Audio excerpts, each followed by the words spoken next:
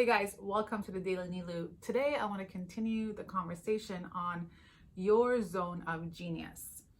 So a few days ago, I mentioned on video that I was asked this question and I had a really hard time answering it. And I'm still kind of shedding the layers to get to the bottom of it. What is my zone of genius? And it has inspired me to do a lot of reading and research into this topic. So I asked myself, if there's a zone of genius that most of us are not actually living in, what are the other zones that we're living in? And lo and behold, Dr. Hendricks, who came up with this term in his book, The Big Leap, also lays out the 4 different zones that we spend our time in. The first zone is what he calls the zone of incompetence. This is a zone where you are doing activities, you're doing things that you are not good at and you naturally don't have the skill for and you haven't learned it over time. And there are plenty of people who do this much better than you, but you might continue to spend your time doing it because you don't trust anyone else to do it or you don't think others can do it better. So that is your zone of incompetence. That's where we generally want to spend the least amount of time. The second zone is your zone of competence. In this zone, you are doing things that you're good at, you're efficient at, but there are tons of other people who can do it just as good, if not better. And you have not in any way distinguished yourself as an expert in this field. The next zone is your zone of excellence. Now we're talking. This is a zone where we spend our time, our energy doing something we are really good at, and we get paid really well, and we get a lot of positive feedback doing it.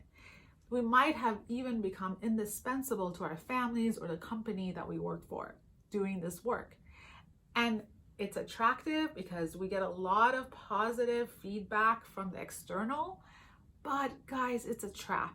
It's a trap because we spend so much of our time here that we don't prioritize making time for our zone of genius, or we actually think this is our zone of genius, but it's not. The fourth zone is your zone of genius. Yes, this is something you are uniquely created to do in this life, on this planet. This is the thing that you love to do most. This is the thing that when you're doing it, you become timeless. You have unlimited energy, unlimited inspiration doing it. You forget you're hungry when you're doing it until someone reminds you. Time doesn't exist. You get into the flow and you are creating and you're living from this space. It is often something you are innately good at. It's not generally a skill that you built over time. You've just naturally been good at it. And the other telltale sign is that you capitalize on this zone. For very little effort, you get huge amounts of reward. Wouldn't we all want to figure out what it is that we are meant here to do? What is our zone of genius? And there are some of us who have multiple zones of genius, which is amazing.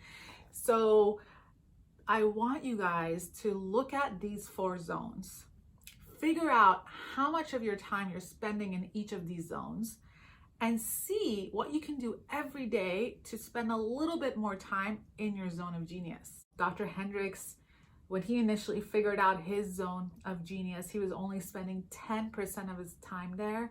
And now he's built it up over time to spend 70% of his life living in his zone of genius.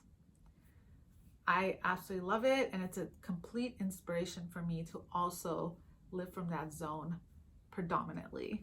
That's it for tonight, guys. More to come on the zone of genius later this week, and I have some really fun interview guests coming up, so keep watching. And if you haven't subscribed yet to my hashtag here on LinkedIn, it's hashtag the Daily Neloo. If you subscribe to it, you'll see when I get my videos, when my videos come up. And I wish you a very good night, and I'll see you tomorrow. Bye.